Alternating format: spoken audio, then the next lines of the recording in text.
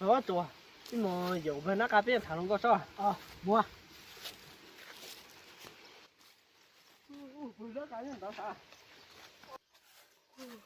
Bên nó cài tôi nhót tôi đi chế. Bên nó cào nó chỉ thế nào? Tôi lo nên bà, lo chưa? Lo nó cũng nhớ cũng chưa biết thành nó biết san nó. Nhớ tao nó sẽ tao anh có bố đó chỉ là chưa đó chỉ tôi dùng có ha bởi có chụp phim thằng con là ha. Dùng thằng con lo, ta tóm bắt ta đi ha, giờ mua chơi. Mua xa, chỉ ở bên nó chỉ mua một thằng con này à.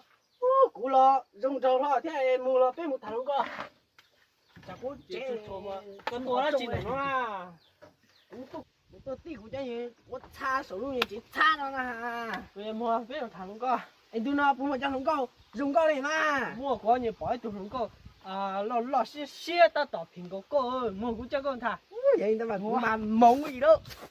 chắc cái红糕á, không đi là lo bắt đi là chở xe anh bơ, có nhiều hàng cao sư, cứ mà nhiều hàng tới xe, nhưng mua mà cũng kiếm thả đi cho, giờ lấy để một cái này kiếm mà hạt luôn nữa. Bà có chỗ thiết bắn nát cả, nó có cái mấy cái chế tạo luôn nó nó bảo, nó bây giờ bây giờ nó sao nó, cái chế nào, chẳng muốn đòn đi đi bỏ nào. Ôi chủ ơi, tôi luôn nó đi chặt bừa. Thì thò như nhiều nên con nó lao con tên nó con chuột tỏ tên không, mua cái gì lấy cái chế xe phổ quả. Chả cho sao chủ con à. Ôi sao muốn tiền à. Ni kêu chế à? Đừng tiền quê. Đừng có, với nhá chế ô. Chỉ bỏ ra. Mua chế phải nó. Khó chịu à? Này, chán đủ cú là cú. Mình cam mình chảo là những cuộc khá xếp cây chạy chỉ mới từ mong từ tuần vào dù bối cú ấy. Mua vật tết thì là dễ nè. Khá xếp thao lần chế yếu hú đi ra. Ít xe họ. Ni cha sông nó tua mù nó chỗ thêm mới nát cả chỗ này đó là tôi xóa tua mù rong nuôi ôi dùng tên đi đó bò cò tuồng cho cú nhỏ li xuân nuôi bao tiền thay ngầu xử lý cú nó chê cho gò cho đường đi đi lại tu tao có tên chưa có tên trong có tên tao này bản tên à to bao khu số có khu tao khu số chỗ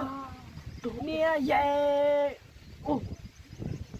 chỉ chỗ lồng số ra cho con lồng này cho con này nè về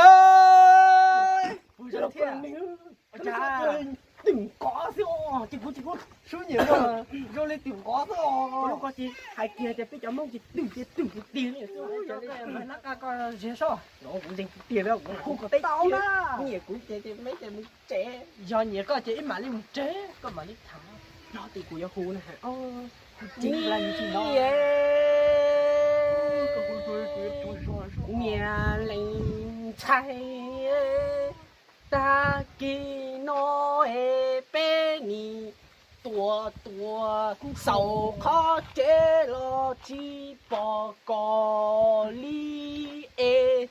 cò mua tê lo chi tao nó xóa cứ thiệt nó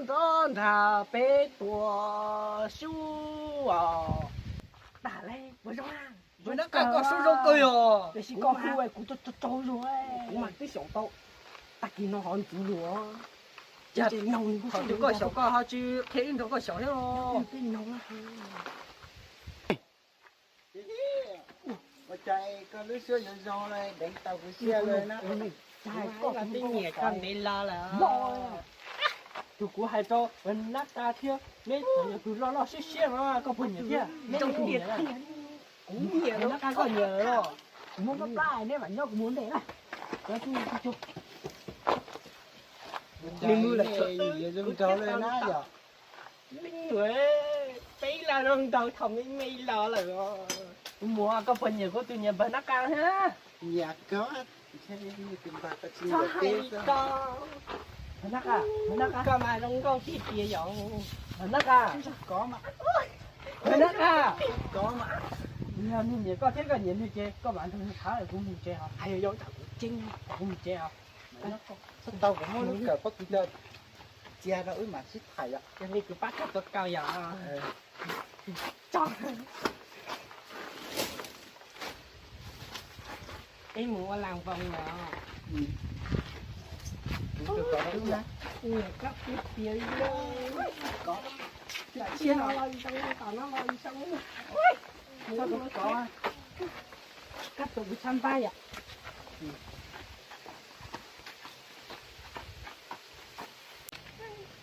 sao qua su xia đi tới hỏi không nghe nó cầu cho vậy lại mà ê cái bộ cá với giang có cuốn nó đấy vậy ui hôm mà ở lên hôm thấy đông nồng hả cuốn tao có kia y o bé chơi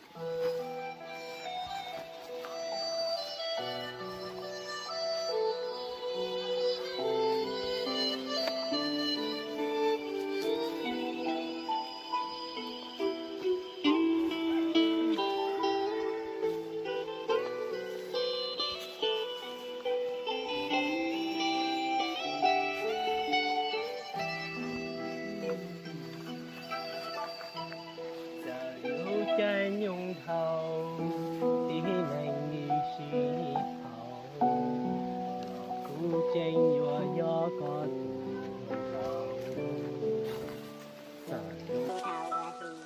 chạy hồng thầu mùa sông vừa chi lông vừa nhon thu cò mù